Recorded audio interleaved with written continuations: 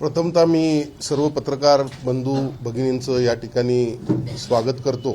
खरं म्हणजे आपला थोडा उशीर घेतला, कारण माझं भांडवल हे आहे, महायुती माझं भांडवल आहे।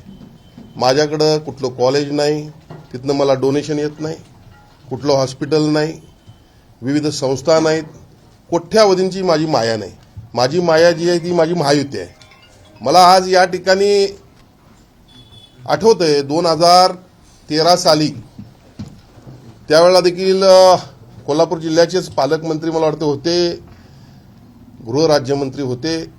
माझ्यावर मोठा प्रसंग उद्भवला होता। गणेश चतुर्थीच्या मिरवणुकीमध्ये, अनंत चतुर्थीच्या मिरवणुकीमध्ये माझ्यावर मोठ्या प्रमाणात हल्ला गृह खात्याच्या काही अधिकाऱ्यांनी केला होता। खऱ्या अर्थानं राजकीय लढाई सुरूच आहे आणि राजकारण म्हणजे अडथळ्यांची शर्यत आहे आणि त्यातल्या त्यात माझ्यासारख्या सर्वसामान्य गोरगरीब कुटुंबातील एक युवक ज्याला कुठलंही राजकीय बॅकिंग नाही, माझं राजकीय बॅकिंग हे माझी महायुती, माझे कार्यकर्ते, माझ्या भागातील तालीम संस्था मंडळ आणि त्यावेळेला देखील माझ्यावर विनयभंगासारखे गुन्हे दाखल केले। त्यावेळेला देखील माझ्या खांद्याला खांदा लावून लढणारी, माझ्यासोबत असणारी हीच माणसं होती, आज देखील तीच असणार आहेत आणि उद्या माझ्या अंत्यदर्शनाला देखील हीच माणसं असणार आहेत आणि त्यामुळे आम्ही माणसं दुखवलेली नाहीत। आमची माणसं ती आमची माणसं आहेत आणि हे आमचं भांडवल आहे। खऱ्या अर्थानं मी आपल्याला आज या ठिकाणी बोलवलंय। बऱ्याच इलेक्ट्रॉनिक मीडियाशी मी काल बोललो। मी मुंबईत होतो। सन्माननीय एकनाथजी शिंदे साहेबांचे पीए सचिन जोशी यांच्या मुलगीचा काल साखरपुडा होता, त्यामुळे मी मुंबईत होतो। अनेक इलेक्ट्रॉनिक मीडियाच्या माध्यमातून माझ्याकडे प्रतिक्रिया विचारल्या गेल्या। मी त्याच वेळी सांगितलं, मी कुठल्याही ब्लॅकमेलरला त्यानं माझ्यावर आरोप केले म्हणून त्याला उत्तर द्यायला ही पत्रकार परिषद आजची बोलवलेली नाही।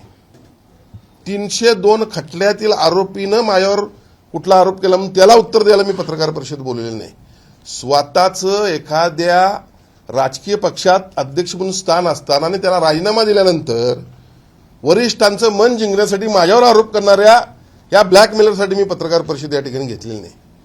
मी ही पत्रकार परिषद आज आयोजित केलेली आहे, ही मी माझ्या जनतेला या संदर्भात स्पष्टीकरण, ते पण स्पष्टीकरण का तर विधान परिषदेचे काँग्रेसचे गटनेते सन्माननीय सतेज उर्फ बंटी पाटील यांनी मला काल आवाहन केलं की एआयच्या माध्यमातून अनेक व्हिडिओ येत असतात, डबिंग होत असतं, पण आमदारांनी ही गोष्ट क्लिअर करणं गरजेचं आहे की सत्य परिस्थिती काय। त्यांच्या शब्दाला मान देऊन मी आज पत्रकार परिषद घेतोय। ही पत्रकार परिषद सुरू असताना मी 2 मुद्दे पहिल्यांदा क्लिअर करतो। यामध्ये हा व्हिडिओ हा डबिंग केलेला आहे, यामध्ये कुठलाही शासकीय व्यवहाराचा काही संबंध नाही आहे। यामध्ये एका व्यक्तीला उलट एका व्यवहारामध्ये मी मदत करून त्याला न्याय दिलेला आहे, त्याचे पुरावे देखील माझ्याकडे आहेत। योग्य त्यावेळेला मी ते सादर करेन। महत्वाचा माझा दुसरा प्रश्न असा आहे की माझा ठीक आहे, माझी काळजी सतेज पाटलांनी फार घेतली काल, मी त्यांचे आभार व्यक्त करतो, पण माझा त्यांना देखील सवाल आहे। बघा, माझ्या विधानसभेच्या निवडणुकीमध्ये देखील पेन ड्राईव्ह घराघरात वाटली गेली, खोटी पुस्तकं वाटली गेली, व्यंगचित्र काढून वाटली गेली, पण मी कोल्हापूर शहरामध्ये इतिहास घडवला। मतदारांची मी मनपूर्वक आभार व्यक्त करतो, त्यांचा आशीर्वाद माझ्या पाठीशी राहिला।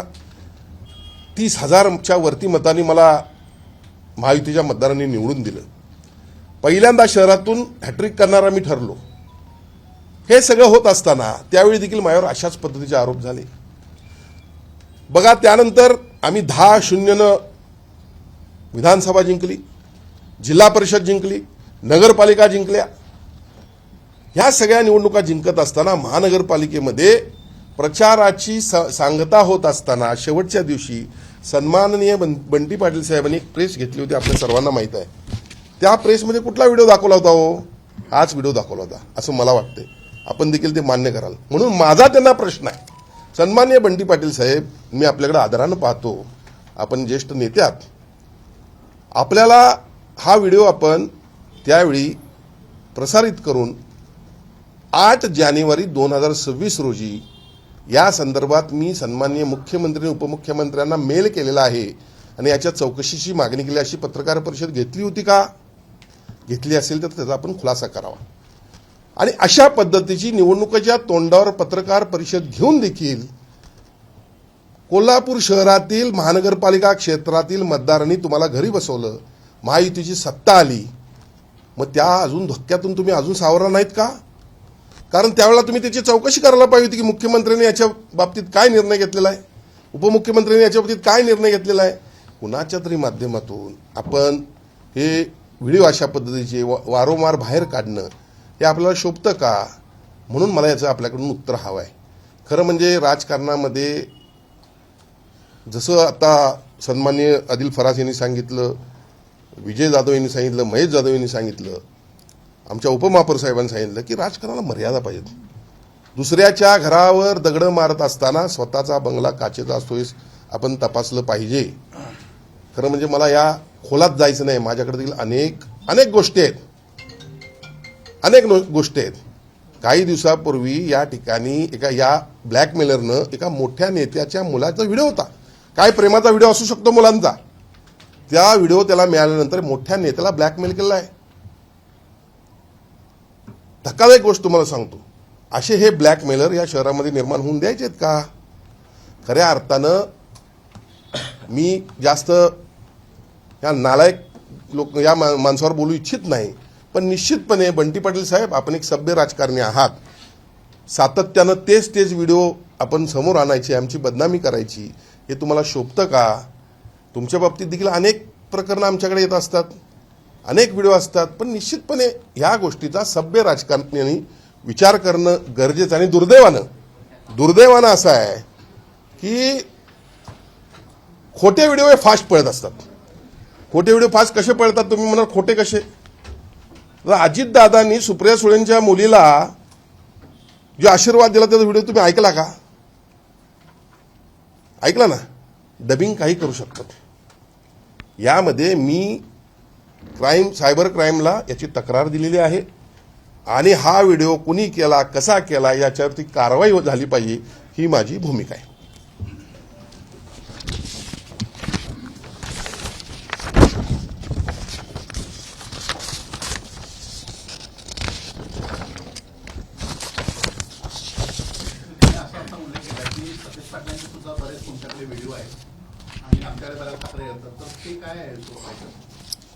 नाही, योग्य वेळा बघा, प्रत्येक गोष्ट आम्ही राजकारणात सभ्यता पाळतो.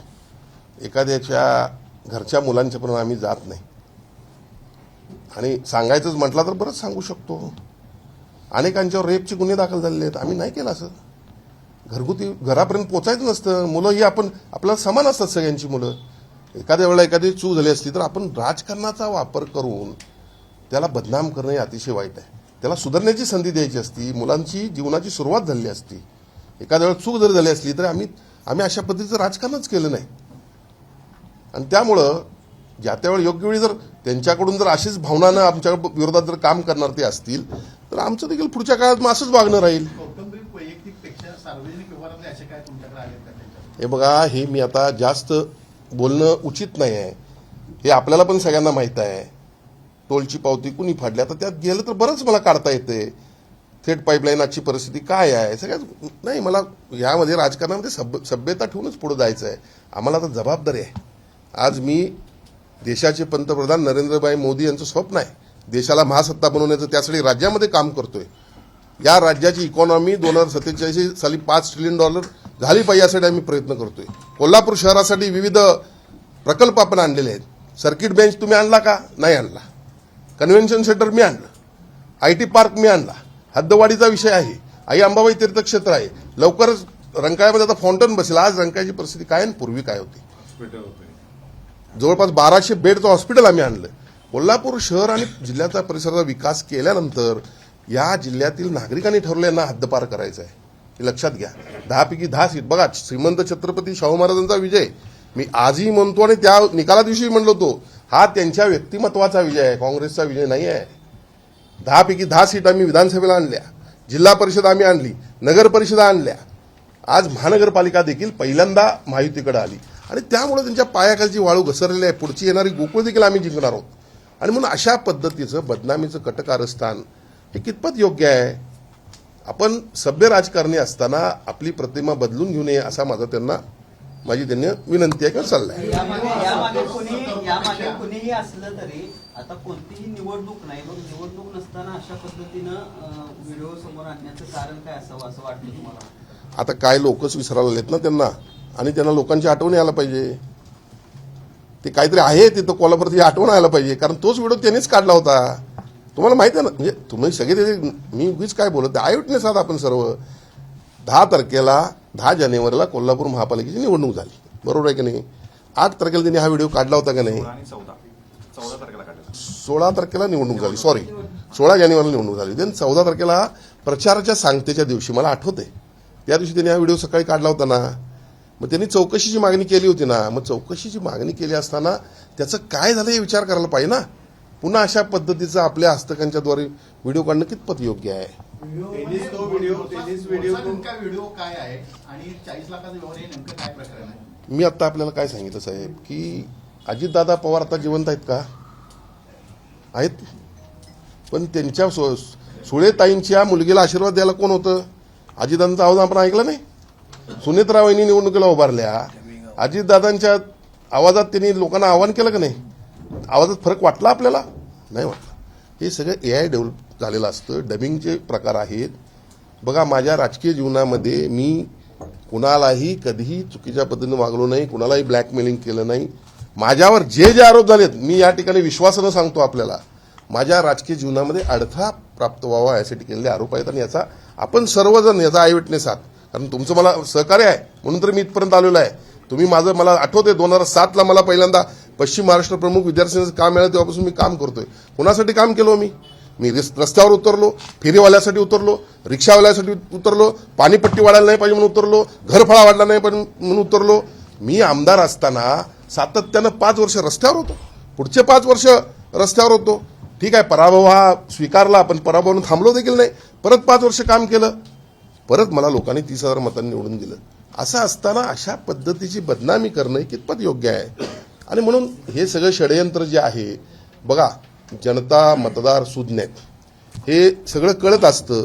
लोकांच्यातूनच अनेक प्रतिक्रिया आपल्याला देखील मिळत असतील, आणि हे सगळं कुठंतरी थांबलं पाहिजे अशी माझी अपेक्षा. आणि परत या गोष्टीला मी त्यांनी काही आरोप करून देतो, याला उत्तर देणार नाही. खरं म्हणजे मी त्यांनी आव्हान केलं म्हणून उत्तर द्यायला लागलो आज. मी स्वतः याला कुठलंही उत्तर देणार नाही. जे काही कायदेशीर प्रक्रिया आहेत ते आम्ही पूर्ण करणार आहोत. हा व्हिडिओ AI जनरेट आहे आणि पोलिसांची देखील भेट तुम्ही आता जाऊन घेणार आहात का काही दिवसात त्या संदर्भात? नाही, माझी आता कायदेशीर टीम या सगळ्या गोष्टींचा विचार सुरू आहे सकाळपासून. आणि बघा, शेवटी राजकारणामध्ये काही गोष्टीला मर्यादा असतात. ठीक आहे, आपण लिव्ह इट करतो काही गोष्टी, पण जर ओव्हर होत असलं तर निश्चितपणे जर कोण प्लॅन करत असेल तर त्याचा पण आपल्याला प्लॅन करावा लागेल. चुकीचं का? एखाद्या व्यक्तीला बदनाम करण्यासाठी तर कशा करता पाहिजे? साहेब, तुम्हाला बदनाम करण्याचा प्रयत्न आहे फक्त. साहेब, हा व्हिडिओ AI जनरेट आहे आपण असं म्हणतात. त्याचबरोबर या प्रेस नोटमध्ये असं म्हणतात की ज्या व्यक्तीनं हा व्हिडिओ काढलाय तो ओरिजिनल व्हिडिओ सध्या आपल्याकडे आहे का? कारण प्रत्येक राजकीय व्यक्तीला त्याची प्रतिष्ठा महत्वाची असते. ती योग्य वेळ अजून आलेली नाही का तो व्हिडिओ समोर? 8 तारखेला ज्या वेळेला बंटी पाटील साहेबांनी हा व्हिडिओ प्रसारित केला, ज्या व्यक्तीने हा व्हिडिओ काढला त्याचा स्वतःहून मला फोन आला की साहेब हे चुकीचं आहे, मी असं काही यामध्ये केलेलं नाही आहे. आणि त्या संदर्भात त्यानं मला लेखी दिलेलं आहे, लेखी मॅड आहे, कळालं का? आणि त्यामुळं आता बघा, आपल्या माध्यमातून बंटी पाटलांनी मला भूमिका स्पष्ट करायला सांगितली, त्यामुळे मी स्पष्ट त्या ठिकाणी भूमिका माझी केलेली आहे. ज्या काही कायदेशीर गोष्टी असतील त्या ठिकाणी मी त्या सगळ्या वापरणार आहे.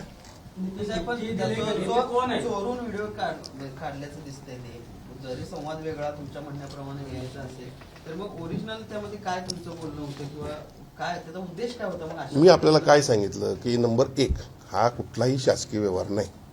नंबर 2, मला झालेल्या व्यवहाराची कुठली कल्पना नसताना काही लोकांची माझ्याकडे तक्रार आल्यामुळे मी त्यांना न्याय दिला, हे मी तुम्हाला सांगितलं. आणि त्यातनं ते चुकीचं काहीतरी जनरेट केलं गेलेलं आहे. आणि त्याची मला त्यांनी स्वतःहून फोन करून दिलेली कॉपी पण आहे, सहीसह त्यांच्या हस्ताक्षर. नाही, हे कोण विचारलंय? आपण विचारताय मला कोण आहे? मी ते कायदेशीर प्रक्रियेच्या वेळेला न्यायालयात बोलतो ना, न्यायालयात सांगेन ना मी. सतीश पाटलांनी तो व्हिडिओ निवडणुकीच्या म्हणजे मतदानाच्या आदल्या दिवशी काही पोस्ट केला होता आणि पत्रकार परिषद दाखवलं होता असं सांगितलं आणि तो होताच तशा पद्धतीचा. मात्र त्यांनी तो संपूर्ण व्हिडिओ पोस्ट केला नाही का आणि हाच व्हिडिओ पुन्हा आता पुढे जाऊन माझा या पत्रकार परिषदेचा उद्देशच असा आहे की मर्यादा ठेवली पाहिजे राजकारणामध्ये, मर्यादा ठेवली पाहिजे. आता कुठल्याही निवडणुकीमध्ये तुमचं काय चालत नाही, मग लोकांच्या मध्ये तुमची चर्चा राहावी म्हणून अशा पद्धतीचं काम करावं का, तर करू नये. ही माझी हीच भूमिका आहे. घरापर्यंत कुणाच्या जाऊ नये, घरापर्यंत जाऊ नये कुणाच्या. आपल्याला राजकारणामध्ये सभ्यता ठेवून मर्यादेनं राजकारण केलं पाहिजे. मी तुम्हाला तेच सांगितलं ना, अनेक गोष्टी मला काढता येतील, मला त्यांची व्यवसायांचे सगळं काढता येईल, मला थेट पाईपलाईन काढता येईल, मला 220 कोटी IRBचा प्रोजेक्ट काढता येईल. म्हणजे कोल्हापूर जिल्ह्यातील लोकांचं पूर्ण विरोध असताना जखमेवर मीठ सोडत त्यांनी टोलची पावती फाडलेलं काढता येईल. आणि ह्यामध्ये किती लोकांनी काय आरोप केलेले आहेत, काँग्रेसच्या आमदारांनी त्यांच्यावर काय आरोप केलेले आहेत, तत्कालीन नगरसेवकांनी काय, पण ह्या काय गोष्टी आहेत ह्यामध्ये जायचं का सारखं सातत्यानं, एखाद्याची बदनामी करायची का, काय गरज नाही. आणि आम्ही ते सभ्यतेनं काम करणारी माणसं आहोत. गोव्यातल्या कॅसिनोचा जो व्हिडिओ व्हायरल केला होता, कॅसिनोच्या व्हिडिओमध्ये देखील व्हायरल केल्यानंतर त्यांच्याकडून खंडणीची मागणी झाली होती असं आरोपी काल क्षीरसागर ऋतुराज यांच्या पत्रकामध्ये पाहिलं आम्ही. ऋतुराजांनी ते पत्रक दिलेलं आहे. बघा, मी तुम्हाला काय सांगितलं, म्हातारी मेल्याचं दुःख नसावं काळ सुकावते, एक म्हण आहे. माझ्याकडे स्वतः एक व्यक्ती आली होती या संदर्भात की असा व्हिडिओ किंवा हे जे काय आहे ते संपवून घ्या. मी म्हणलं जो कोणी आहे त्याला सांग तुला काय करायचं ते कर, हे मी स्वतः सांगितलेलं आहे. कारण मला माझ्या मुलग्यावर विश्वास आहे, तो चुकीचं काय करणार नाही. मी त्याचं समर्थन केलं असं म्हटलेलं नाही, पण त्यानं जे काय केलं असेल ते कायदेशीर कृत्य केलं असेल. पण अशा पद्धतीनं जर कोण आम्हाला ब्लॅकमेल करत असेल तर आम्ही पण शिवसेना प्रमुखांच्या विचाराचेच आहोत, त्यांच्या मुशीतच घडलेलो आहोत. आणि म्हणून या कोल्हापुरात तरी किमान अशा पद्धतीचं ब्लॅकमेलिंग, आता मी बोलायला गेलं तर ते पण भरपूर आहे, कारण मला फालतू ब्लॅकमेलरना उत्तर कुठलं द्यायचंच नाही ना. ते आमची नंतर महानगरपालिकेची गट आमचं बघून घेईल. जिल्ह्यामध्ये अनेक आमदार आहेत, त्याच्यामध्ये अनेक मंत्री देखील आहेत, पण राजेश क्षीरसागर यांना टार्गेट केलं जाते असं तुमचं म्हणणं आहे का, नेमकं काय? तुम्ही त्याचे आय विटनेस आहे. बघा, अनेक लोक मंत्री आहेत, अनेक लोक आमदार आहेत, मोठ्या संस्था आहेत, सगळ्यांचं मोठं आहे. माझं काहीच नाही ना. अजून एक 10-15 दिवसांनी एक आणखी व्हिडिओ व्हायरल करण्याचा त्यांनी इशारा दिला. अहो 100 करा, विधानसभेत केला तुम्ही, महापालिकेत एक केला, आणि 100 करा, काय फरक पडतोय. कायदेशीर आम्ही कारवाई करू. आता आम्ही पण काय का बसणार आहे, काय पण करा. राज्याच्या विधिमंडळाचा आता अधिवेशन सुरू आहे, तुम्ही राज्याच्या विधिमंडळाच्या कॅबिनेट मंत्रीपद तुमच्याकडे आहे. हो. विधिमंडळाचं तुम्ही काय सांस्कृतिक कार्य मंत्री सन्माननीय नामदार चंद्रकांत पाटील साहेब आज कोल्हापूर दौऱ्यावर आहेत. आपण त्यांना प्रश्न विचारावा, हा काय नियम आहे, काय कायदा आहे. मला वाटतं अयोध्येला आपल्याला बोलवले नाही ना, हां, त्यांना प्रश्न विचारावा. पण या सगळ्या व्हिडिओच्या पाठीमागे आमदार सतीश पडणे हे तुमचं असं बघा, आता मला तर तसंच वाटतंय, कारण त्यांनीच हा व्हिडिओ काढला होता त्यावेळेला, पुन्हा तो व्हिडिओ येतोय. मग मी काय समजायचं सांगा तुम्ही. हे दूध खोळ्या माणसाला सुद्धा कळते, मुलाला सुद्धा कळेल, असं चुकीचं आहे. माझं म्हणणं हेच आहे. बघा, निवडणुका येत असतात, जात असतात. इतके वर्ष तुम्ही सत्ता भोगली, आम्ही लाट्याकाट्या खाल्ल्या, आम्ही विरोधी पक्षात होतो. आता सत्ता लोकांनी तुमच्या निष्क्रियतेमुळे लोकांनी आम्हाला सत्ता दिली, तर कुठंतरी अशा पद्धतीनं काम करू नये. रविकिरण लिंगवलेंचा तुम्ही उल्लेख ब्लॅकमेलर असं करताय, काय नेमकी त्यांची ब्लॅकमेलिंगची पद्धत? मला त्या व्यक्तीबद्दल कुठलंही उत्तर आपल्याला द्यायचं नाही. माझं विनंती आहे. ते येऊन ब्लॅकमेलर जर येऊन पत्रकार घेऊन असे आरोप करत असतील तर आम्हाला त्याची दुसरी बाजू समजली पाहिजे. काय तुम्ही जर त्यांना ब्लॅकमेलर असं म्हणाल तर एक ब्लॅकमेलर येऊन पत्रकार परिषदेतून कुणावर आरोप करत असतील, मंत्रिपदाचा दर्जा असेल, तर ते नेमकं काय ब्लॅकमेलिंग करतात हे मीडियाला पण कळलं पाहिजे. नाही, आता हे आपण शोधून काढलं पाहिजे ना. तुमच्याकडे काय कोल्हापूर शहरातल्या अनेक लोकांना माहित आहे. मी सांगायची काय गरज आहे. मी एखाद्या ब्लॅकमेलवर बोलणंच मला उचित समजत नाही. माझं ते स्टँडर्डच मी समजत नाही. मी काय तुम्हाला सांगितलं की सतेज पाटील हे विधान परिषदेचे गटनेते आहेत. त्यांनी मला विचारलं, त्यांचा मान ठेवावा म्हणून मी आधी पत्रकार परिषद घेतली. मी कुठल्याही ब्लॅकमेलर 302च्या खटल्यातल्या आरोपीला मी उत्तर देणार नाही. यांचं राजकीय पुनर्वसन तुम्हीच काय केलं? आता तुम्ही ते राजकारणात गेला तर आता मग ते मी त्यावेळेला दुसरी एक पत्रकार परिषद घेतो त्यासाठी. आजची पत्रकार परिषद त्यासाठी नाही आहे. माणसाला आपण सुधारण्याची संधी देत असतो ना. प्रामाणिकपणानं आपण एखाद्या पाठीमागे राहतो. आणि मला काय पाठीमागं खंजीर खुपसाची सवय नाही. मी मारला तर पोटात मारीन. काही लोक पाठीत मारतात, त्याला काही पर्याय नसतो.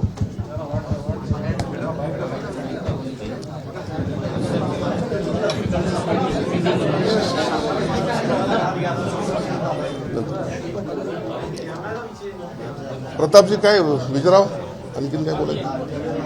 काय बोलायचं?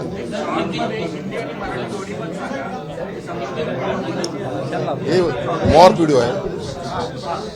जरा शांत चॅनल कशाला जरा 2 मिनिटं शांत बातमी लावा. गेल्या 2 दिवसापासून समाज माध्यमावर व्हिडिओ फिरतोय. तो व्हिडिओ तुमचाच आहे का? त्याच्यात वास्तव काय, सत्य काय ते सांगा. कोल्हापूर जिल्ह्यामध्ये झालेल्या सर्वच निवडणुकांमध्ये महायुतीला भरभरून यश प्राप्त झालेलं आहे. काँग्रेस आणि महाआघाडीला मतदारांनी नो वेअर केलेलं आहे. कुठेही त्यांची सत्ता नाही आहे आणि त्यामुळं अशा प्रकारचे डबिंग केलेले व्हिडिओ प्रसारित करून या ठिकाणी माझ्यावर आरोप केले गेलेले आहेत. या संदर्भात मी कायदेशीर तज्ज्ञांशी चर्चा करतोय आणि लवकरच कायदेशीर कारवाई या संदर्भात करणार आहे. कोणी नेमका व्हिडिओ केला असं म्हणणं आहे किंवा तो व्हिडिओचा वापर राजकारणासाठी केला जातो असं तुमचं म्हणणं आहे? नाही, निश्चितपणे या मी आता तेच बोललो की राजकारणामध्ये संपूर्ण संपल्यानंतर चर्चेत राहावं यासाठी काही महाआघाडीच्या नेत्यांनी अशा पद्धतीनं हा तर व्हिडिओ पूर्वीच त्यांनी आणला होता निवडणुकीच्या तोंडावर महापालिकेच्या. म्हणजे 16 तारखेला निवडणूक झाली, 14 जानेवारीला व्हिडिओ प्रसारित केला होता, पण मतदारांनी तरी देखील त्यांना नाकारलं आणि आमची सत्ता दिली आणि परत एकदा तोच व्हिडिओ आता पुढे येतोय. याचा अर्थ स्वतः चर्चेत राहायचं, दुसऱ्याला बदनाम करायचं, अशा पद्धतीचे कटकारस्थान आहे. एबीपी माझा, उघडा डोळे बघा नीट.